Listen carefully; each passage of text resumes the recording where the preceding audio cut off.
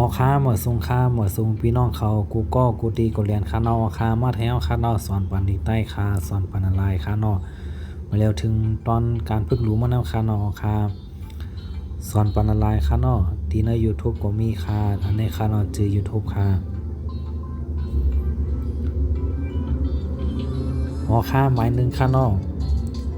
กามาเพชรกำตาไอต่างมาเพชรจำแต้มกำแต้มห้ายักจำห้ากำแต้มห้าไล่ต่างมาแพร่จำแรมกำแต้มห้าแรมข้อ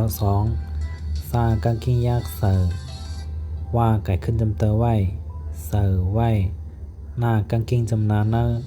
เสือไว้เนอป้ายต่างมาแพร่จำนาแป้มเสือไว้เนอแป้มข้อ3ยาต่างประเภทจำนายิบก้าไอต่างมาเพชรจำนาแก้มยิบแก้ม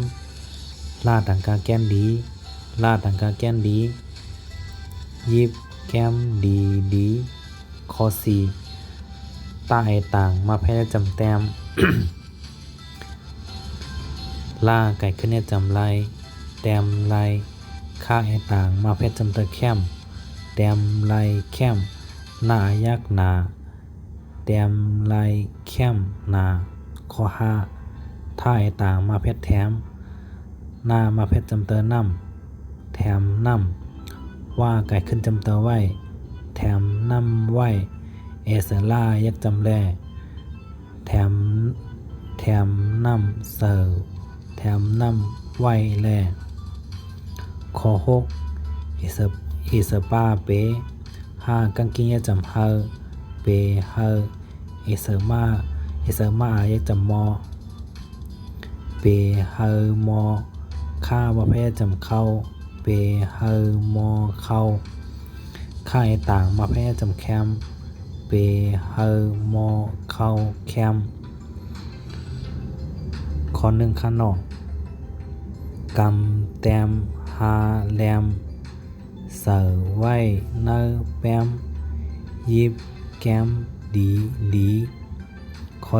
4แต้มลายแคมนาข้อ5แถมน้ำไว้แลข้อ6เปเฮอมอเข้าแคมข้อ1นั้นกำข้างนอกกำแต้มหาแรมข้อ2เสือไว้เนอแปมข้อ3ยิบแก้มดีดีข้อ4แต้มลายแคมนาข้อ5แถมน้ำไว้แลข้อ6เปเฮอมอเข้าแคม